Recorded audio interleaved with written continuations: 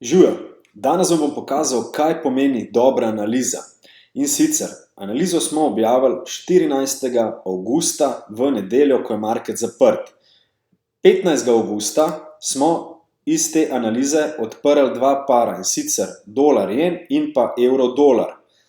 Danes, 23. avgusta, smo obe poziciji zaprli, in sicer evro-dolar 17.385 profita in pa dolar-jen 12.539 dolarjev profita.